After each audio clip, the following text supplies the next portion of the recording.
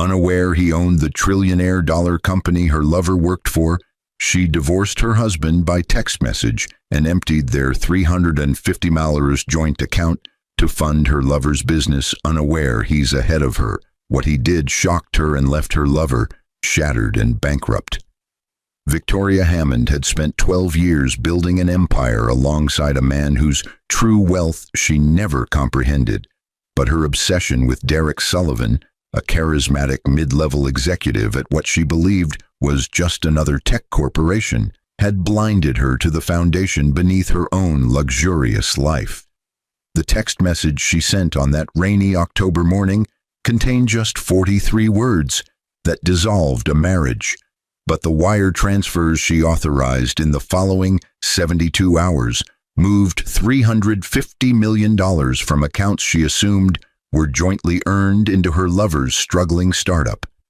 Victoria believed she was funding innovation and securing her future with a passionate man who understood her ambitions, but she had no idea that every presentation Derek had ever delivered, every strategy he'd ever pitched, and every corporate ladder he'd ever climbed existed within a structure owned entirely by the quiet, unassuming man she'd just discarded. The company wasn't just successful, it was a trillionaire dollar empire that operated through subsidiary networks so complex that even its own employees rarely understood the ownership chain. But the man at the very top had always kept his position private, preferring operational anonymity to public recognition. How could a woman married to ultimate power mistake it for ordinary success? What happens when the money you steal to build your lover's dream becomes the weapon that destroys everything he's worked for?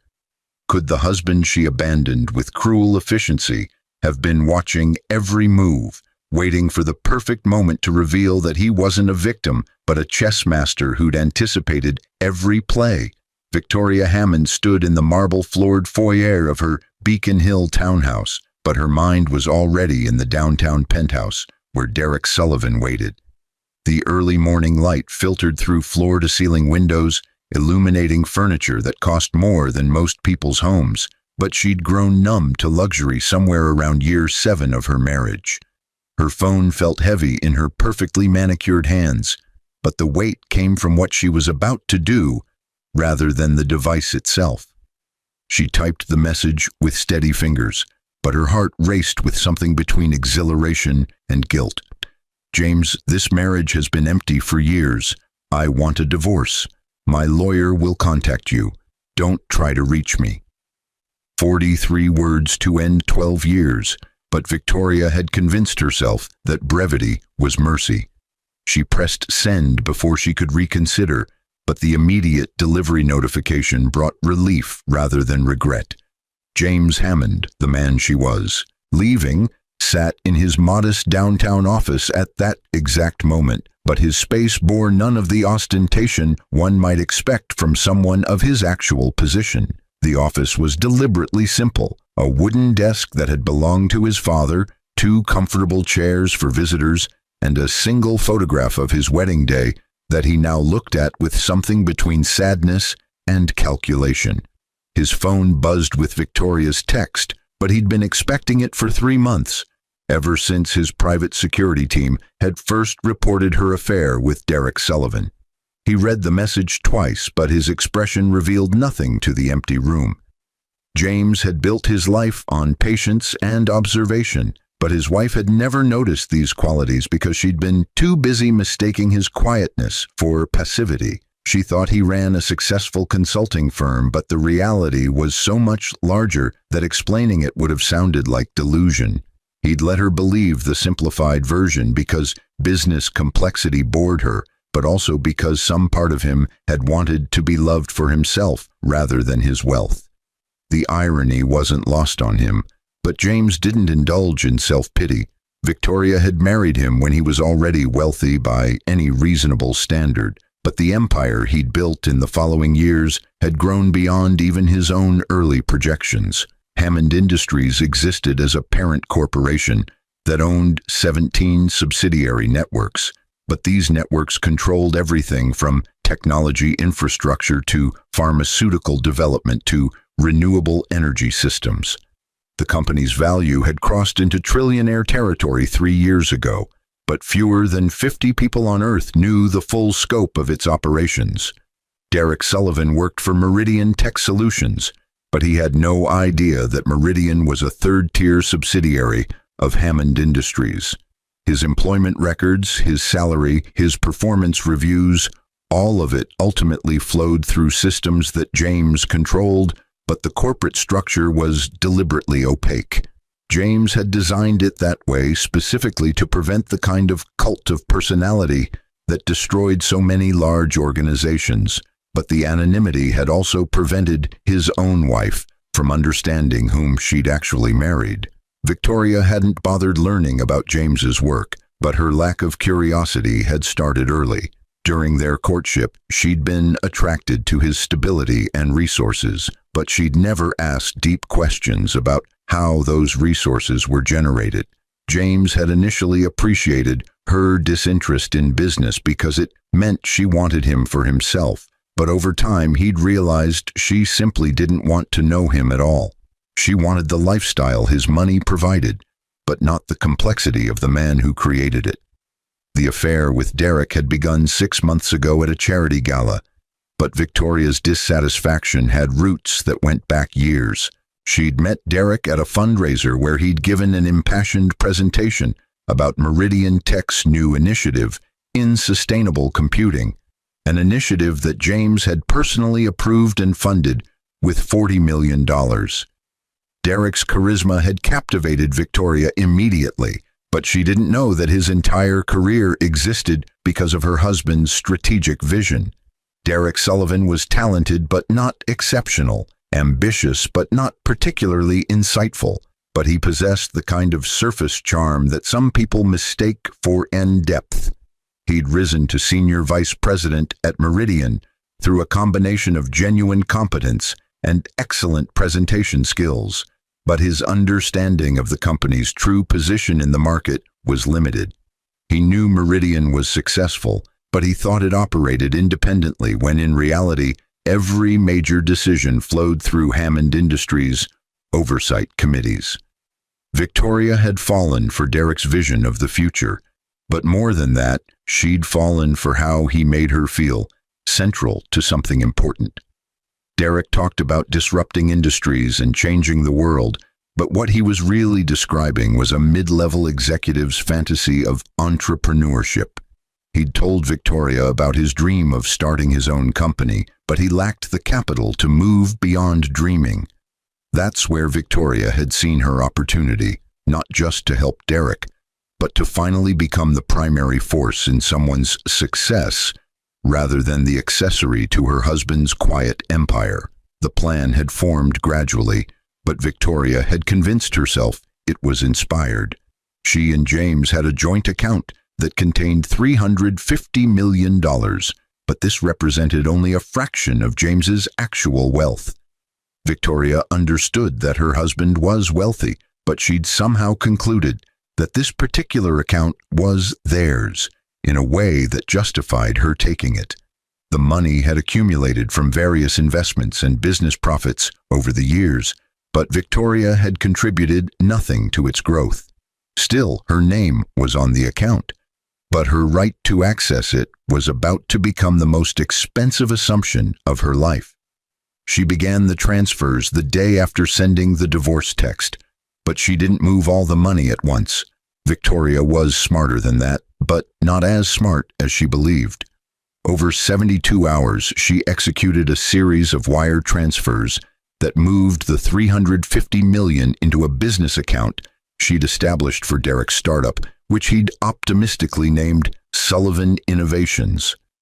Derek had been ecstatic when she'd told him about the funding, but his gratitude had been mixed with just enough hesitation to show some awareness of the moral complexity. "Are you sure about this?" Derek had asked when she'd first proposed using the money, but his eyes had gleamed with barely suppressed excitement. "That's a lot of capital from your marriage." "It's my money too," Victoria had insisted, but she'd said it with the conviction of someone who needed to believe her own justification. "James has plenty more. He'll barely notice it's gone. Besides, he owes me for 12 years of a loveless marriage. Derek had accepted this reasoning because it served his interests, but he wasn't cruel enough to be entirely comfortable with it. He'd pushed his discomfort aside, however, because $350 million was enough to build the company he'd always dreamed of. With that kind of capital, he could hire top talent, develop cutting-edge technology, and compete with the major players in the tech industry. He'd envisioned Sullivan Innovations becoming the next great American success story, but he had no idea that his funding source was contaminated by a connection he couldn't fathom. James had watched the transfers happen in real time, but he'd allowed them to proceed without intervention. His security team had alerted him to the first movement of funds, but he'd instructed them to monitor rather than block. Some of his advisors had questioned this decision, but James had a longer game in mind. He could have frozen the account with a single phone call, but instead, he'd let Victoria commit fully to her betrayal. She needed to believe she'd succeeded, but more importantly, Derek needed to build something significant before it was all taken away. The satisfaction James sought wasn't in immediate revenge, but in the perfect revelation of truth. For 3 months after the transfers, Victoria and Derek had worked feverishly to build Sullivan Innovations into something real. They'd leased premium office space in the financial district, but the location alone cost $60,000 monthly. Derek had hired a team of developers and designers, but talent at the level he wanted didn't come cheap. The company's burn rate was extraordinary, but Derek had assured Victoria it was necessary for rapid growth. "You have to spend money to make money," Derek had said repeatedly, but he'd said it with the confidence of someone spending someone else's fortune. "We're building the foundation for $1 billion company. These expenses are investments." Victoria had believed him because she wanted to, but also because she'd convinced herself that she understood business despite never having built anything herself. She'd spent 12 years watching James work, but she'd absorbed nothing about his methods because she'd never paid attention. She thought success was about bold vision and aggressive spending, but she didn't understand that James's empire had been built on patient strategy and calculated risk management. Sullivan Innovations' business plan focused on artificial intelligence integration for small businesses, but the concept was neither particularly innovative nor well executed. Derek had identified a real market need, but his approach was derivative of solutions already being developed by larger companies. Specifically, Meridian Tech Solutions, his former employer, had a division working on almost identical technology, but with far more resources and expertise. Derek didn't know this because that division operated under a separate subsidiary structure, but James knew everything about both projects. The irony compounded daily, but James let it build. Derek had left Meridian to start Sullivan Innovations, but his departure had been amicable because James had instructed Meridian's CEO to make it so. Derek thought he'd left on good terms due to his professionalism, but the reality was that James wanted him outside the company, where his failure could be more spectacular. James had even authorized a generous severance package, but Derek had interpreted this as confirmation of his value rather than a strategic setup.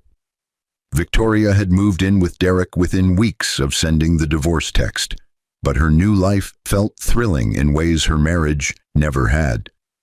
Derek's penthouse was smaller than the home she'd shared with James, but it felt more alive. Derek talked constantly about the future, but his visions were always about what they would build together. He made Victoria feel essential, but what he really needed was her money and her belief in him. The emotional validation was intoxicating, but it was built on a foundation of mutual delusion. James had responded to the divorce request through his attorneys with surprising cooperation, but this had only confirmed Victoria's belief that he was weak. He hadn't fought for their marriage or tried to contact her directly, but instead had simply agreed to her terms. The legal process was moving forward smoothly, But Victoria didn't realize that James's compliance was strategic rather than defeated.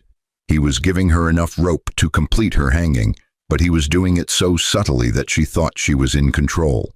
The turning point came 6 months after the initial transfers, but it didn't arrive as a single dramatic moment. Instead, Sullivan Innovations began experiencing a series of problems that seemed unrelated but were actually carefully orchestrated. First, the company's primary software developer was recruited away by a competitor offering 3 times his salary. But the competitor was actually a 5th-tier Hammond Industries subsidiary. Then, a promising client backed out of a major contract at the last minute. But the client had received better terms from Meridian Tech Solutions. Derek had started to notice a pattern, but he couldn't quite identify what connected the problems. "It's like someone's working against us," he'd told Victoria one evening, but his frustration was mixed with paranoia that she'd dismissed as stress. "Every time we get close to a breakthrough, something blocks us." "It's just bad luck," Victoria had assured him, but she'd felt the first tremors of doubt. "Every startup faces obstacles. We just have to push through."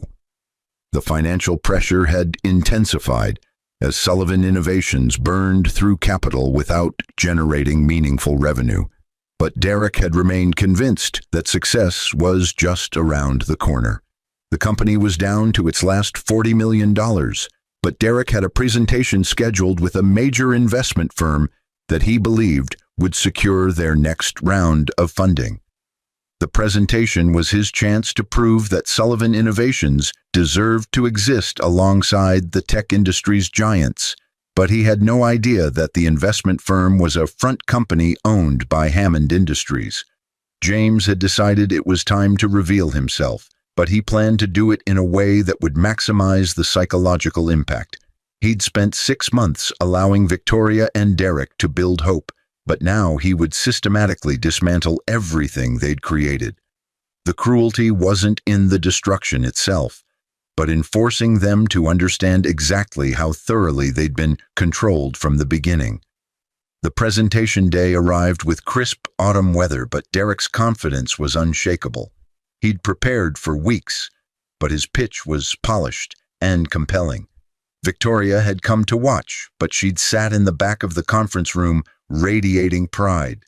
Derek had talked about market disruption and technological innovation, but his vision sounded impressive even if it wasn't particularly original. The investment partners had listened attentively, but their body language had been neutral enough to make Derek work for their approval. At the end of the presentation, the lead partner had said something that Derek had initially taken as encouragement, but which Victoria had immediately recognized as somehow wrong. "This is impressive work, Mr. Sullivan," the partner had said, but his smile had been cold. "Though I should tell you that we're already funding a superior version of this exact technology through another portfolio company. In fact, we've been funding it for 3 years. Derek's face had fallen, but he'd tried to recover. "Which company? I wasn't aware anyone was working on this specific approach." "Meridian Tech Solutions," the partner had replied, but he'd delivered the information like a surgeon making a precise cut. "Their AI integration division has been developing this technology with substantially more resources and expertise. Your former employer, I believe." The room had seemed to tilt, but Derek had maintained his composure. "I wasn't aware of that division during my time at Meridian. That must be a recent development." "Not recent," the partner had corrected, but his tone had carried an edge. "It's been operational since before you joined the company, but I suppose information like that doesn't always reach mid-level executives, does it?" The subtle insult had landed, but Derek's confusion had been overtaking his embarrassment. "Then why did you take this meeting if you're already invested in a competitor?" The partner had smiled again, but this time with something like pity. "Because the owner of Meridian Tech Solutions and the owner of this investment firm wanted to see your presentation personally. He wanted to understand exactly what his $350 million had purchased." Victoria had stood up abruptly, but her voice had caught in her throat. The numbers were too specific to be coincidental, but the implications were too vast to be immediately comprehensible. Derek had turned to look at her, but his expression had been asking questions she couldn't yet answer. The conference room door had opened, but James Hammond had entered with the same quiet presence he'd always carried. He'd worn a simple suit that probably cost $15,000 but looked ordinary, but his demeanor had been calm to the point of unsettling. He'd looked at Victoria first, but his gaze had held no anger, only a kind of patient disappointment that was somehow worse. "Hello, Victoria," James had said, but his voice had been conversational. "I hope you've enjoyed your adventure in entrepreneurship." Derek had looked between them, but understanding had been dawning in fragments. "You're James Hammond, Victoria's husband." "Soon-to-be ex-husband," James had confirmed, but he'd turned his attention to Derek with clinical interest. "And you're Derek Sullivan, formerly Senior Vice President at Meridian Tech Solutions, a company I own, currently CEO of Sullivan Innovations, a startup funded entirely with money stolen from accounts that I alone created and filled." The word stolen had hit Victoria like a physical blow, but she'd found her voice. "That was our joint account. My name was on it. I had every right." "You had access," James had interrupted, but his tone had remained measured. "Access that I provided as a courtesy to my wife. But you contributed nothing to that account, Victoria, not a single dollar. Every penny came from my businesses whose scope you never bothered to understand." Derek had been processing the revelation, but his mind had been racing through implications. "You own Meridian, but that means... It means you've spent the last 6 months competing against my resources while I watched every move you made," James had confirmed, but he'd said it almost gently. "Did you really think it was coincidence that every advantage slipped away just as you reached for it? Every developer recruited, every client lost, every obstacle that appeared. I put them there, Derek. I wanted to see what you would build with my money. The answer, it turns out, is not very much." Victoria had felt her carefully constructed reality collapsing, but she'd tried to maintain defiance. "You let me take that money. You could have stopped me, but you didn't. That makes you complicit." "I let you hang yourself," James had agreed, but there had been no satisfaction in his admission. "You sent me a divorce text, Victoria. 43 words after 12 years. You didn't just leave me. You did it with maximum cruelty and minimum respect. So I decided to let you experience what it's like to believe you're in control while someone else actually pulls every string." The lead partner had spoken up, but his role was clearly rehearsed. "Mr. Hammond has instructed us to decline your investment request, Mr. Sullivan. Furthermore, Meridian Tech Solutions will be launching their AI integration platform in 3 months. It will be priced aggressively enough to make competition impossible for underfunded startups." Derek had sunk into a chair, but his expression had been devastated. All his confidence had evaporated, but what remained was the terrible understanding that he'd been outplayed from the first moment. "Why?" he'd asked James, but the question had carried multiple layers. "Why go through all this?" "Because you needed to understand what you'd taken," James had replied, but he'd looked at Victoria rather than Derek. "Both of you did. You thought you were funding innovation, but you were actually funding a very expensive lesson about consequences." Victoria had felt tears forming, but they'd been more from frustration than sadness. "You're destroying Derek's company out of spite. He didn't do anything except fall in love with me. Derek pursued a married woman and accepted stolen money to fund his vanity project," James had corrected, but his tone had remained almost kind. "And I'm not destroying Sullivan Innovations. You already did that by underfunding it relative to its competition. I'm simply accelerating the inevitable outcome. The company will collapse within 6 weeks. Your remaining 40 million will evaporate, and Derek will return to the job market with a failed startup on his resume and a suspicious gap in his employment history. Derek had looked up sharply, but new fear had entered his expression. What do you mean, suspicious? James had pulled out his phone, but he'd displayed a series of documents. I mean that when Sullivan Innovations files for bankruptcy, which it will, there will be questions about where the initial capital came from, questions that lead to investigations that reveal the money was taken from accounts during active divorce proceedings. Victoria might technically have had access, but a prosecutor could easily argue that she took community property with intent to deprive her spouse and funnel it to her lover. Victoria had started, but the legal implications had been crashing down on her. We didn't commit any crime. It was my account too. The law is complicated, James had acknowledged, but he'd delivered the information without sympathy. And very expensive to navigate. I imagine you'll both need excellent attorneys.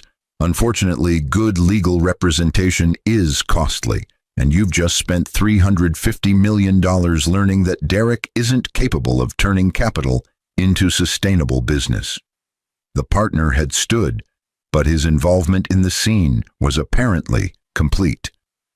Gentlemen, Ms. Hammond, I believe our business is concluded. He'd nodded to James with professional respect, but then had left the room.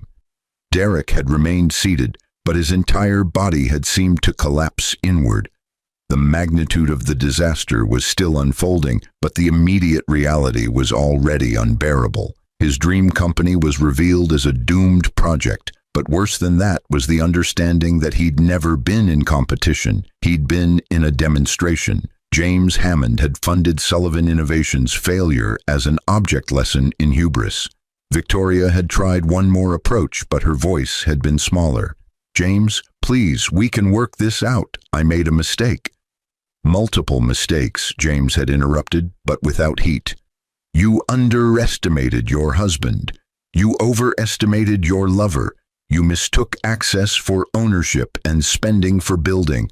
But the biggest mistake was thinking you could discard me with a text message and face no consequences. So what happens now? Derek had asked, but he'd sounded defeated. You've proven your point. You've shown us how powerless we are. What more do you want? James had considered the question, but his answer had been measured. I want you both to understand what you actually destroyed.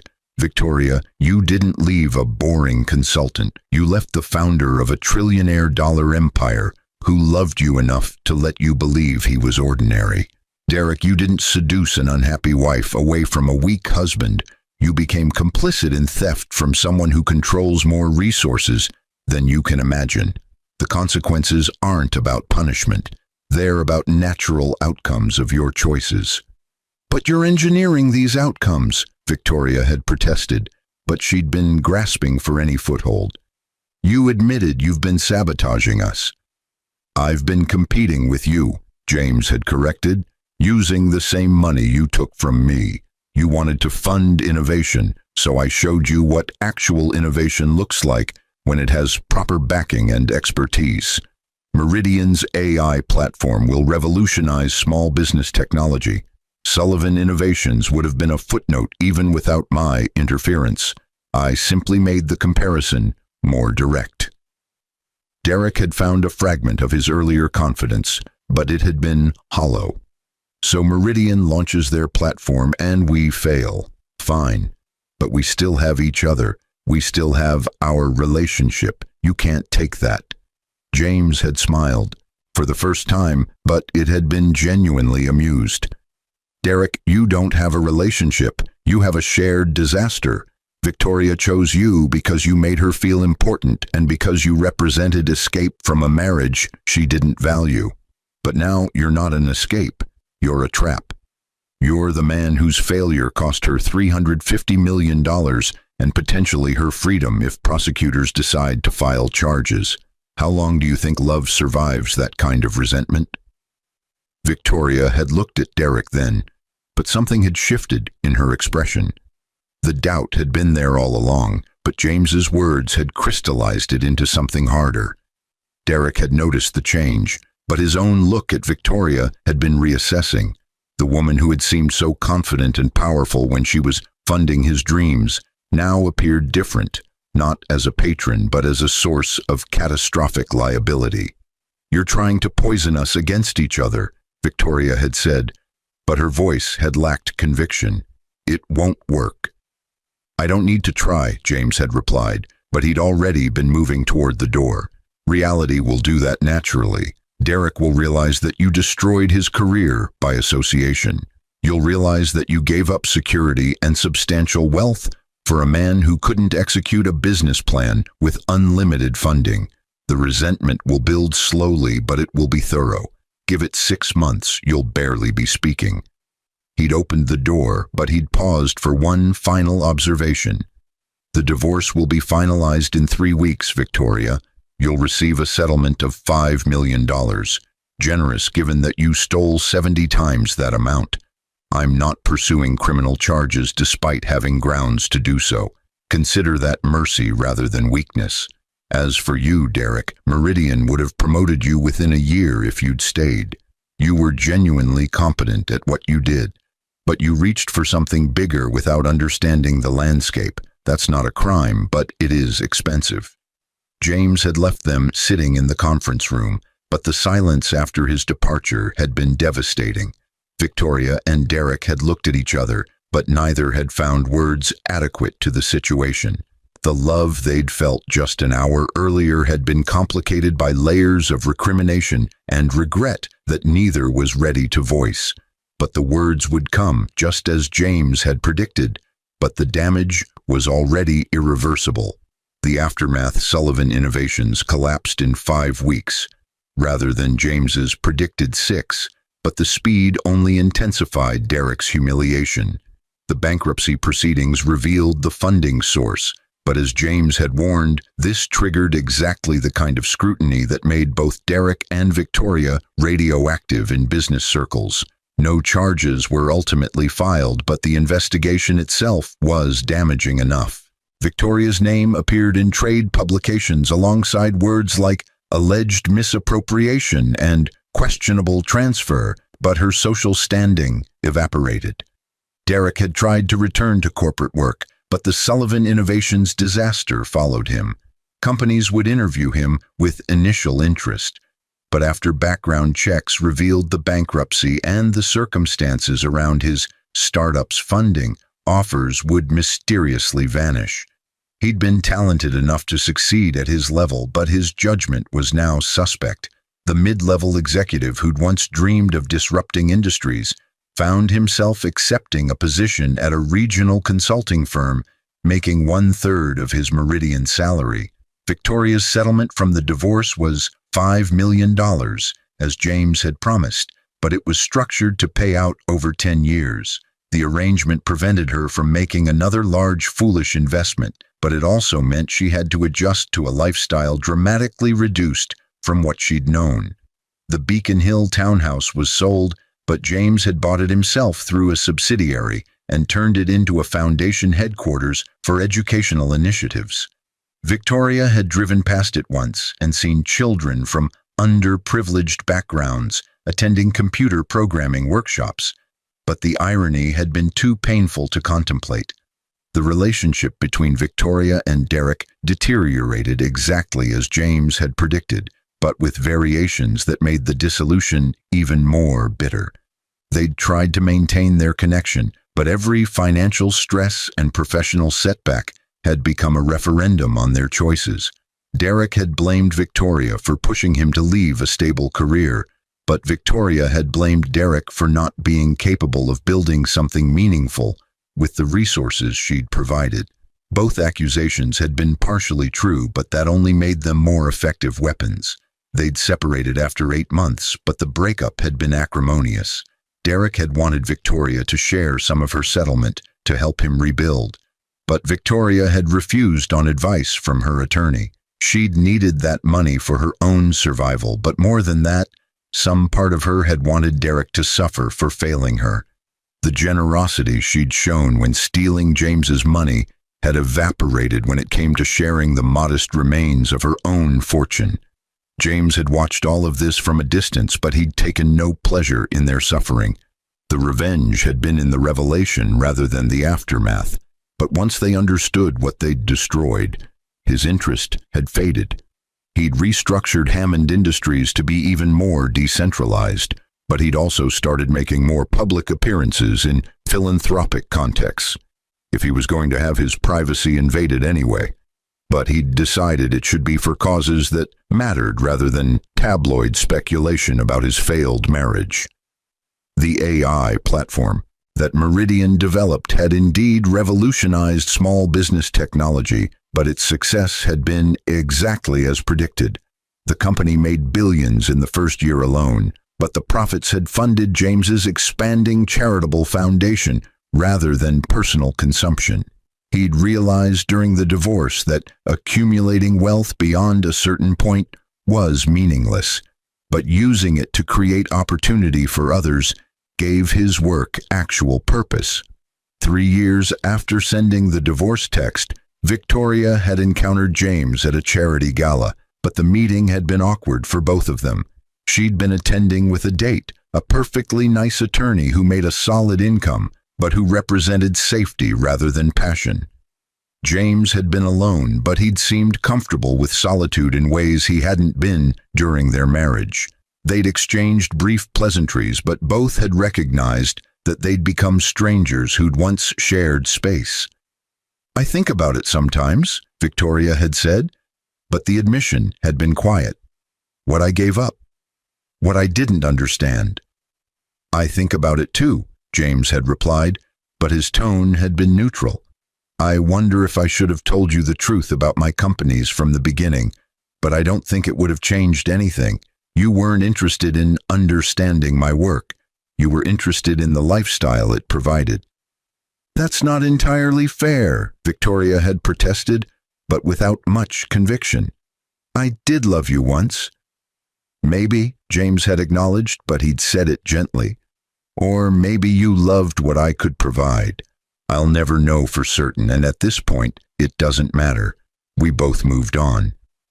The conversation had ended there, but both had walked away with a sense of closure that had been absent from their divorce. Victoria had realized that she'd spent 3 years being angry at James for revealing the truth, but she'd never actually been angry at herself for creating the situation. That self-awareness had come too late to change anything, but it had at least allowed her to stop blaming everyone else for her choices. Derek had fared worse in the years that followed, but his decline had been more gradual. The consulting job had been sustainable but unfulfilling, but he'd never recovered the confidence he'd possessed before Sullivan Innovations. He'd dated occasionally, but he'd been unable to form serious relationships because potential partners would eventually ask about his past. Explaining the failed startup meant revealing the circumstances of its funding, but that revelation inevitably led to judgment. He'd become a cautionary tale, but not the sympathetic kind. 5 years after the conference room revelation, Derek had received an unexpected email from James Hammond, but the message had been brief and professional. Meridian Tech Solutions was expanding its consulting division, but they had an opening for someone with Derek's specific expertise. The position paid well and offered room for advancement, but it required relocating to a city Derek had never considered living in. The offer was genuine, but it also came with a clear implication. James was willing to give Derek a path forward, but only if Derek was willing to completely start over. Derek had wrestled with the decision for weeks, but ultimately he'd accepted. The alternative was remaining stuck in a career trajectory that led nowhere, but more than that, he'd recognized the offer for what it was. Not forgiveness exactly, but an acknowledgement that his punishment had been sufficient.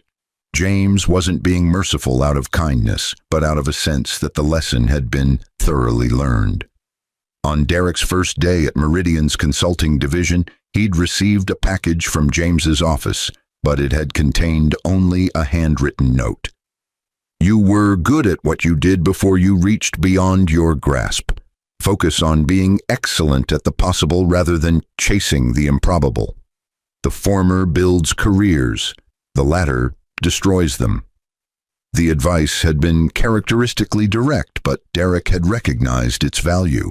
He'd spent 5 years learning exactly how far beyond his grasp he'd reached, but now he had a chance to rebuild within appropriate boundaries. It wasn't the story he'd imagined for himself, but it was better than remaining trapped in the wreckage of his own ambition. Victoria's trajectory had been different, but parallel, but her reconciliation with reality had taken different forms. She'd eventually written a memoir about her experience, but the book had been unflinchingly honest about her mistakes.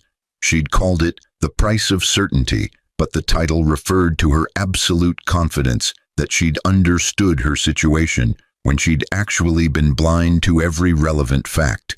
The book had sold moderately well, but more importantly, it had given her a sense of purpose. She'd begun speaking to women's groups about the dangers of making major life decisions based on incomplete information. But her talks had resonated because she spoke from genuine experience rather than theoretical knowledge. She'd never remarried, but she'd built a life that had its own integrity. The attorney she'd been dating at the gala had eventually become a long-term partner, but their relationship was built on transparency and mutual respect rather than passion and secrets. It wasn't the life she'd imagined when she'd sent that divorce text, but it was sustainable in ways her marriage to James had never been. James himself had changed in subtle ways that few people noticed, but those close to him recognized the evolution. He'd become more willing to share information about Hammond Industries' structure with employees and partners, but he'd maintained enough privacy to preserve operational flexibility. He'd started dating, occasionally, but he'd been more careful about ensuring potential partners understood his actual situation from the beginning. The deception that had characterized his marriage to Victoria, even if it had been deception by omission, wasn't something he wanted to repeat. A decade after Victoria's divorce text, James had given a rare interview to a business publication, but the journalist had eventually asked about his marriage and its spectacular dissolution. James had considered the question carefully, but his answer had been characteristically thoughtful. "I spent 12 years of my life with someone who never really knew me," he'd said, but his tone had been reflective rather than bitter. "And I allowed that to happen because some part of me wanted to be loved for something other than my wealth and power. But the reality is that those things are part of who I am. Pretending they don't exist doesn't make you more authentic, it just makes you invisible." Victoria didn't fall in love with a consultant. She fell in love with a comfortable lifestyle. And when someone offered her what seemed like a better lifestyle, she moved toward it. That's not evil, it's just human, but it's also not the basis for a marriage. The interviewer had pressed for more details about the $350 million and the revenge James had orchestrated, but James had declined to elaborate. "That chapter is closed," he'd said firmly, but without hostility. "Everyone involved learned what they needed to learn, and we've all moved on. Dwelling on it serves no purpose." But privately, in moments of honest reflection, James knew the truth was more complicated. The revenge had been satisfying in the moment, but it hadn't healed the hurt of being discarded so casually. Watching Victoria and Derek's dreams collapse had proven that he was more powerful than they'd imagined, but it hadn't proven that Victoria had been wrong to leave. Maybe she had been unhappy. Maybe he had been too focused on his work. Maybe their marriage had been doomed, regardless of whether she'd discovered his true wealth. These were uncomfortable questions, but James had learned to sit with discomfort rather than engineering solutions to avoid it. Power could solve many problems, but it couldn't answer the fundamental question of whether he'd been a good husband or just a wealthy one.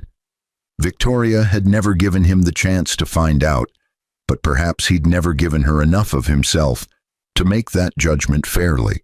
The real lesson wasn't about revenge or consequences or the dangers of underestimating quiet people. But James had come to realize this only with time. The real lesson was that transparency matters, that relationships built on partial truths are fragile, and that power without connection is just an elaborate form of loneliness. He'd won the battle against Victoria and Derek, but he'd lost something more important in the process: the belief that he could maintain separation between his true self and the version he presented to the people closest to him.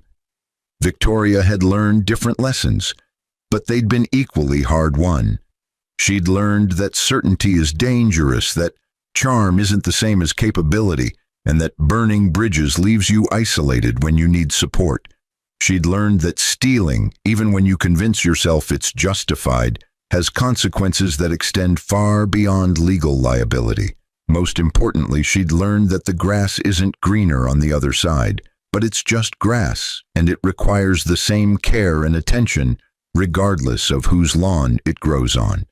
Derek's lessons had been perhaps the harshest because they'd been about his own limitations, but facing those limitations had ultimately made him more effective within his actual capabilities. He'd learned that vision without execution is just fantasy, that other people's money isn't a substitute for genuine expertise, and that mid-level success is nothing to be ashamed of. The world needed competent professionals far more than it needed failed visionaries, but accepting that truth required surrendering ego. The story could have ended with dramatic courthouse confrontations or public recriminations, but real life rarely provides such clear resolutions. Instead, the three people whose lives had intersected so catastrophically simply continued living, but each carried forward the lessons of their collision. They saw each other occasionally in the overlapping circles of Boston's business and social scenes, but these encounters became less charged with each passing year. James continued building his empire, but with more attention to the human elements he'd once neglected. Victoria built a modest career as a speaker and writer, but she never again made the mistake of thinking she understood more than she did. Derek became an excellent consultant, but he learned to find satisfaction in excellence rather than constantly reaching for transformation. And somewhere in all of that, buried beneath the revenge and the consequences and the spectacular collapse of dreams, was a simpler truth. People are complicated, relationships are fragile, and sometimes the only way to learn what matters is to lose everything you thought you wanted. The Trillionaire dollar company, the $350 million, the text message divorce, all of it was just context for three people discovering uncomfortable truths about themselves and each other. The shock had faded, but the lessons remained. But that was precisely the point of the entire painful exercise. Some revelations can only come through destruction, but some lessons can only be learned by experiencing consequences fully. James had engineered those consequences with precision, but in doing so he'd revealed truths about himself that he'd spent years avoiding. Victoria had sought freedom and passion, but she'd found accountability and limitation. Derek had reached for greatness, but he'd found his actual level. None of them got what they wanted, but all of them learned what they needed to know. And in the final analysis, that was worth more than $350 million, but only because they'd paid that price to learn it. 15 years after the divorce text, James Hammond stood in front of a congressional committee, but his testimony wasn't about business practices or antitrust concerns. The hearing focused on corporate transparency and the responsibilities of anonymous wealth, but James had volunteered to speak rather than being subpoenaed. At 71, his hair had gone completely silver, but his presence remained quietly commanding in ways that no longer surprised anyone who knew his actual position in the global economy. "The question before us," James had said during his opening statement, but his voice carried the weight of hard-earned wisdom, "isn't whether wealthy individuals have the right to privacy. The question is whether privacy becomes deception when it affects people who deserve to know the truth." He'd been thinking about Victoria when he'd written those words, but he'd been thinking about himself more. The committee had listened with genuine interest because James Hammond had become something unusual in American business, a trillionaire who admitted mistakes and examined his own motivations publicly. His transformation hadn't been sudden, but it had been real. Victoria had watched the hearing from her apartment in Portland, but she'd moved across the country 7 years ago to escape the persistent shadow of her past in Boston. She was 63 now, but she'd aged into herself in ways that her younger self would have found incomprehensible. The attorney she'd been dating had eventually become her husband in a quiet courthouse ceremony, but their marriage was built on such different foundations than her first that comparing them felt absurd. Her hand rested on a book manuscript sitting beside her laptop. But this wasn't another memoir. She'd spent 3 years writing a novel about a woman who discovers too late that she'd married someone extraordinary, but had been too self-absorbed to notice. The book was fiction in its details, but its emotional truth was undeniable. Her agent thought it could be her breakthrough work, but Victoria had made peace with the possibility that it might sell modestly and disappear. She'd learned to measure success differently. On the television, James was answering a senator's question about whether corporations should be required to disclose their full ownership structures, but his answer was nuanced in ways that surprised her. Transparency is important, he'd said, but he'd paused before continuing.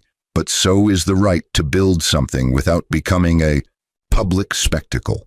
The problem isn't privacy itself, it's when privacy enables harm. In my own marriage, I used privacy as a shield, without considering how it might make my wife feel like she was married to a stranger. That wasn't fair, but neither was it illegal. We can't legislate away human complexity. Victoria had felt tears forming, but they weren't from sadness. James was talking about their marriage on national television, but he was doing it with a fairness that acknowledged both their failures. She'd spent years being angry at him for the revenge, but somewhere along the way, she'd realized that his response had been proportional to her cruelty. The 43-word text message had deserved consequences, but those consequences had also given her the opportunity to rebuild herself into someone better. Her phone buzzed with a message from Derek, but their communication had become surprisingly functional over the years. Watching the hearing, his text read, "But there was more. He's being more generous about his mistakes than he needs to be. Makes me think about how I've told our story over the years. Maybe too much emphasis on being a victim." Victoria had smiled at that, but she'd typed a response carefully. "We were all victims of our own blindness, but we were also all responsible for our choices. Both things can be true." Derek was in Singapore now, but his relocation to Meridian's consulting division had eventually led to international assignments that suited his talents. He'd risen to senior partner over the past decade, but his success had been earned through consistent execution rather than dramatic vision. He'd married 5 years ago a Singaporean architect who knew his history but judged him on who he'd become rather than who he'd been. They had a daughter who was 3, but fatherhood had changed Derek in ways he hadn't anticipated. He'd been thinking lately about what he would tell his daughter about this period of his life, but he hadn't found adequate words yet. How do you explain to a child that her father had once been complicit in stealing hundreds of millions of dollars because he'd been seduced by a combination of love and ambition? The story had no easy moral, but that was perhaps the point. Life's most important lessons rarely fit into simple frameworks. Back in Washington, James had fielded several more questions, but the hearing had been winding down when a young congresswoman had asked something that cut deeper than the policy discussions. "Mr. Hammond, you've spoken about the balance between privacy and transparency in business, but what about in personal relationships? If you could go back, would you have told your ex-wife the truth about your companies from the beginning?" The question had hung in the air, but James had taken his time answering. "I've thought about that constantly for 15 years, he'd finally said, but his voice had carried genuine emotion. "And the honest answer is that I don't know. If I'd told Victoria the full truth, would she have married me for myself or for my wealth? I'll never know, but by hiding the truth, I guaranteed she never really knew me at all. So perhaps the better question is, why did I want to be with someone who I didn't trust with the truth? That's the question I should have asked myself before the marriage, but I only understood it after. Victoria had pressed her hand to her mouth, but she'd been watching James's face on the screen. He'd looked directly at the camera when answering, but she'd wondered if he'd known she might be watching. Probably not, but the sentiment was genuine regardless. He'd been interrogating his own choices in ways that gave her permission to stop interrogating hers. Her husband had entered the room carrying 2 cups of tea, but he'd seen her expression and understood immediately. The hearing, he'd asked, but his tone had been gentle rather than jealous. He knew about her past because she'd told him everything before they'd married, but he'd never made her feel defined by those mistakes. James is testifying about corporate transparency, Victoria had explained, but she'd accepted the tea gratefully. But he's also talking about us, about the marriage, about how we both contributed to its failure. That's generous of him, her husband had observed, but he'd sat beside her. Most people prefer clean narratives where they're innocent and others are guilty. We've all gotten older, Victoria had said, but she'd meant it as a compliment to everyone involved, and hopefully wiser. I spent years thinking James's revenge was cruel, but he gave me something valuable, even if he delivered it harshly. He forced me to see myself clearly. That's a gift, even when it's painful. The hearing had concluded shortly after, but James had been surrounded by reporters asking for additional comments. He'd declined most requests, but one journalist had asked specifically about whether he'd reconciled with his ex-wife. James's answer had been brief, but significant. Victoria and I haven't spoken in years, but I hope she's well. We were wrong for each other, but that doesn't mean I wish her harm. Sometimes people need to go their separate ways, but that doesn't require ongoing animosity. I learned what I needed to learn, and I suspect she did too. 3 weeks after the hearing, Victoria had done something she'd been considering for months, but the testimony had given her the final push she needed. She'd written James a letter, not an email or text, but an actual handwritten letter on quality stationery. The letter had taken her 3 drafts to get right, but the final version had been honest without being maudlin. James, it had begun, but she'd chosen her words carefully. I watched your congressional testimony, and I was struck by your willingness to examine your own mistakes publicly. It made me realize that I've never properly apologized for how I ended our marriage, not just for leaving, but for the cruelty of how I did it. A text message after 12 years was cowardly, but more than that, it was deliberately hurtful. I wanted you to feel small because some part of me had always felt small in the marriage, but that wasn't your fault. It was mine for never asking the right questions or trying to understand what you were actually building. You were right about everything that happened afterward.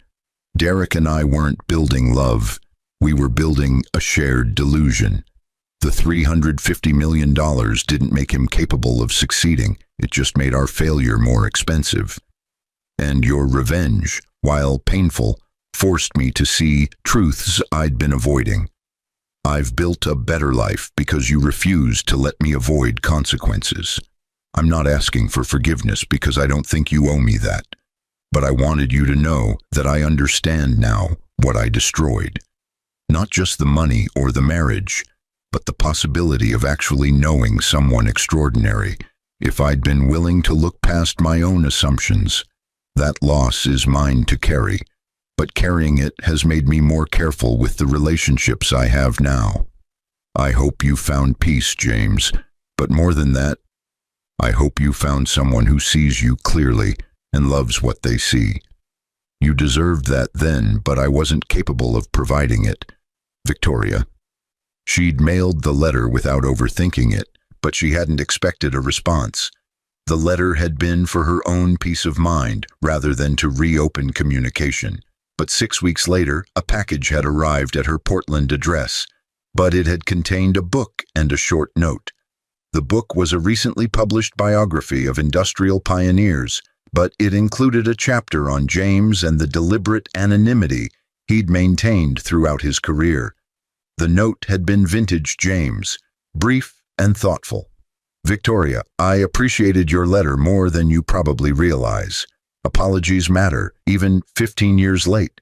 But what mattered more was seeing that you've examined your own motivations honestly. That takes courage. I found the chapter about me in this book illuminating because it's written by someone who researched my work without knowing me personally. She concluded that my anonymity was less about humility and more about control, wanting influence without accountability. She's probably right, but I didn't see it until someone outside the situation pointed it out. Maybe we all need external perspectives to see ourselves clearly.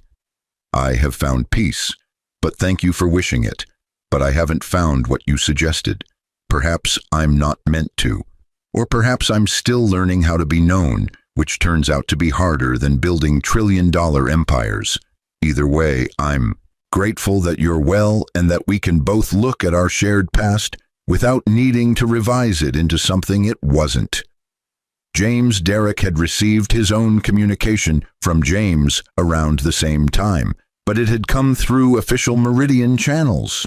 James had announced his retirement from day-to-day operations, but as part of the transition, he'd restructured the executive team. Derrick had been promoted to global managing partner for Meridian's consulting division, but the promotion had come with a personal note from James that Derrick had read 3 times before fully absorbing. "Derrick, you've spent 15 years proving that competence and consistency create value. This promotion isn't charity or absolution.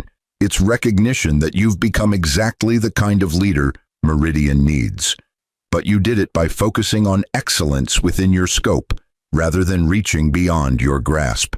That lesson cost you and me $350 million, but you actually learned it, which makes you more valuable than people who never face their limitations. I'm not asking you to thank me for the lesson or the opportunity. I'm simply acknowledging that you've earned this position through performance.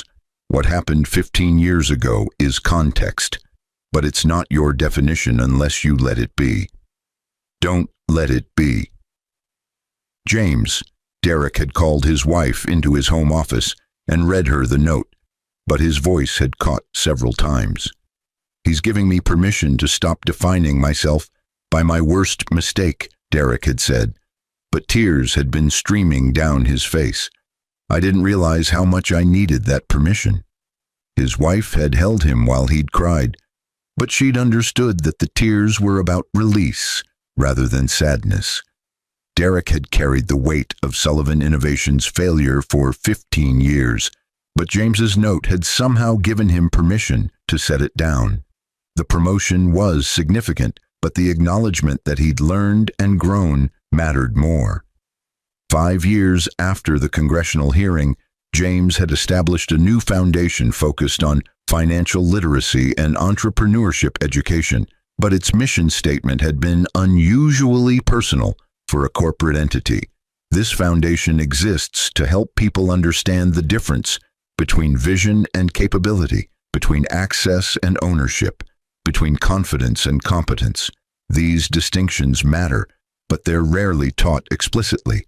We aim to teach them before people learn through expensive failure. Victoria had been invited to join the Foundation's advisory board, but the invitation had come through a third party rather than directly from James. She'd accepted after consulting with her husband, but her decision had been based on believing in the mission rather than seeking reconnection with her ex-husband. The Foundation's work was important, but more than that, her experience gave her credibility in discussing the consequences of financial overconfidence. The first advisory board meeting had been carefully structured to minimize awkwardness, but James and Victoria had eventually found themselves in the same conversation cluster during a break. 20 years had passed since the divorce text, but both had changed enough that the interaction had been more curious than painful. "Your novel was excellent," James had said, but it had been his opening observation. "I read it last year. The protagonist's journey felt authentic in ways that fiction rarely manages." Victoria had been surprised he'd read it, but also pleased. "Thank you. It helped me process things I couldn't address directly, but fiction gave me permission to explore emotional truths without relitigating facts." "I understood that," James had replied, but his tone had been warm. "The husband character was more sympathetic than I probably deserved, but I appreciated the complexity. You didn't make him a villain or a saint, just a flawed person who made understandable mistakes." "We all made understandable mistakes," Victoria had said, but she'd meant it as absolution for everyone involved. The question was whether we'd learn from them. I think we all did, but we learned slowly and painfully. "The only way anyone really learns," James had agreed, but he'd smiled. "Though I'm trying to make it easier for the next generation through this foundation. Maybe they can learn from our mistakes instead of making their own quite so expensively." They'd talked for 20 minutes about the foundation's work, but the conversation had been comfortable in ways that would have seemed impossible 2 decades earlier. They weren't friends exactly, but they weren't enemies either. They were two people who'd shared a disaster and survived it to become better versions of themselves, but that created its own kind of bond. Derek had visited the foundation a year later as a guest speaker, but his presentation on the realities of entrepreneurship had been brutally honest about his own failure. He'd shown actual financial documents from Sullivan Innovations' collapse, but he'd walked the audience through each decision that had contributed to the disaster. The students had been riveted because Derek hadn't sugarcoated anything, but he'd also shown how he'd rebuilt from that failure. After the presentation, Derek had encountered both James and Victoria in the foundation's lobby, but it had been the first time all three had been in the same space since the conference room revelation. The moment could have been awkward, but instead it had felt strangely complete, like a circle closing after years of remaining open. "We should probably talk about this at some point," Derek had said, but he'd gestured at the three of them. "About what happened and what we've all become since. Not for closure, I think we've all found that individually, but maybe for perspective." "A conversation, not a confrontation," Victoria had clarified, but she'd looked at James. "Would that interest you, or would it feel like reopening old wounds?" James had considered the question carefully, but his answer had been thoughtful.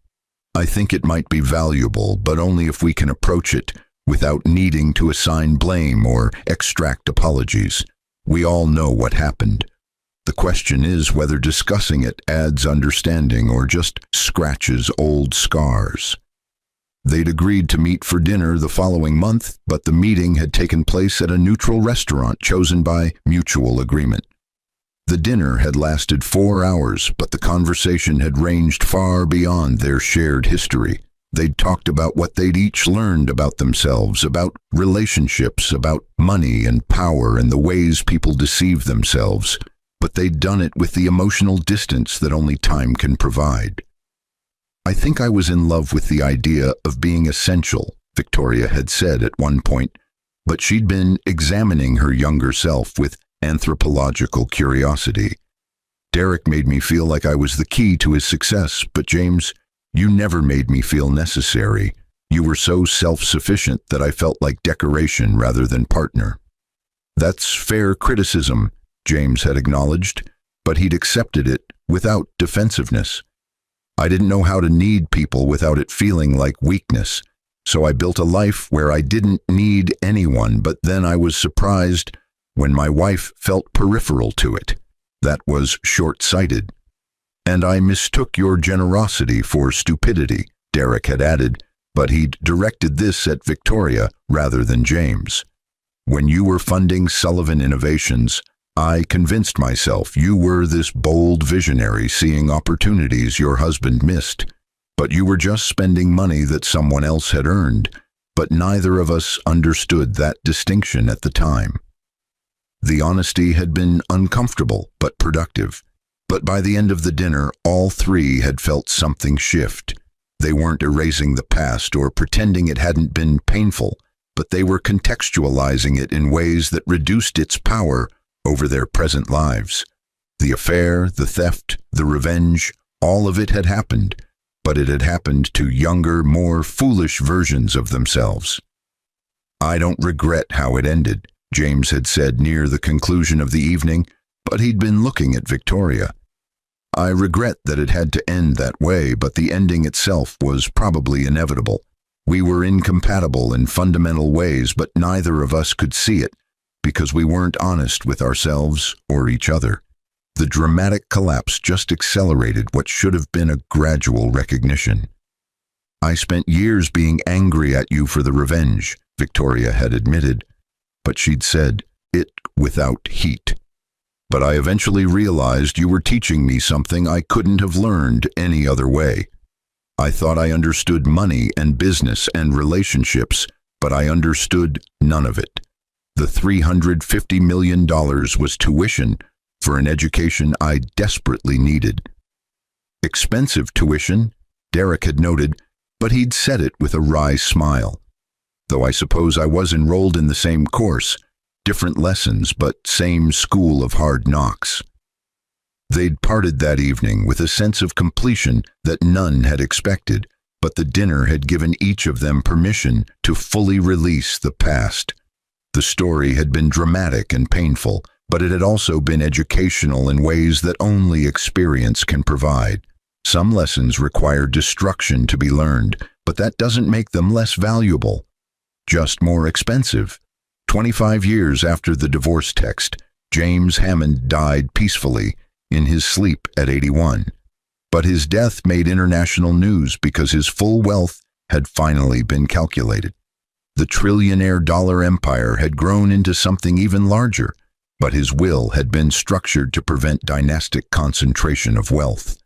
The vast majority of his fortune had been distributed to foundations and educational initiatives, but two specific bequests had surprised everyone who knew the history. Victoria had received a letter from James's estate attorney, but it had contained a check for $50 million and a note James had written shortly before his death. "Victoria, this represents the settlement you should have received if I'd been generous rather than punitive 25 years ago. I've watched you build a meaningful life with modest resources, but you did it with integrity I hadn't anticipated. This money won't change your character now, but it might give you freedom to expand the work you're doing. Use it wisely, but don't be afraid to enjoy some of it. You've earned the right to both. James." Derek had received a similar letter, but his had contained a different kind of gift.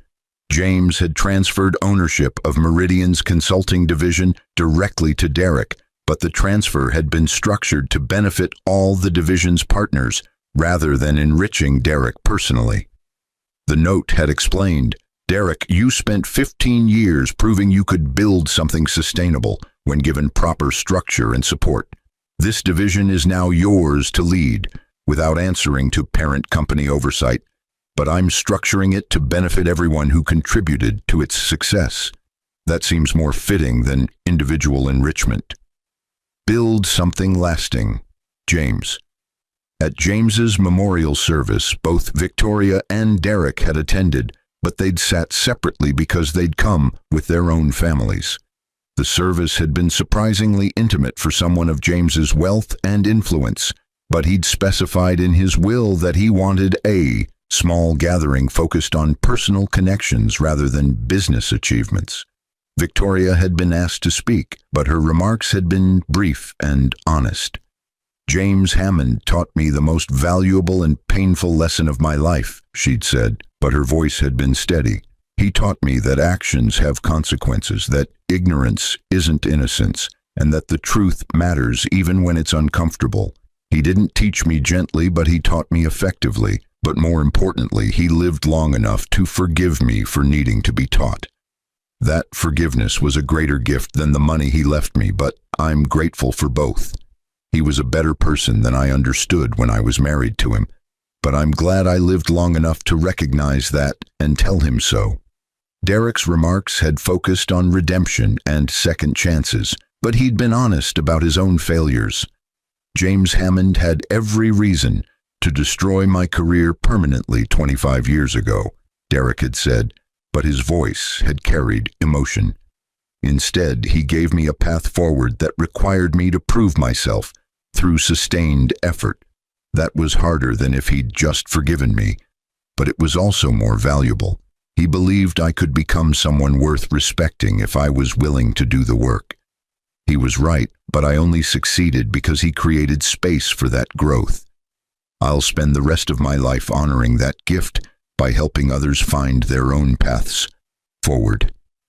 After the service, Victoria and Derek had found themselves standing together near James's grave, but neither had spoken immediately. Finally, Victoria had broken the silence with an observation that summarized everything. We were all so young and so certain we understood the world. The fact that we lived long enough to realize how wrong we were feels like its own kind of grace. Expensive grace, Derek had replied, but he'd smiled at the echo of their earlier conversation. But grace nonetheless. James could have destroyed us completely, but he chose to destroy our delusions instead. That distinction matters. They'd stood together for a few more minutes, but then had returned to their separate lives. The connection between them would always exist because of their shared history, but it wasn't a connection that required maintenance or ongoing contact.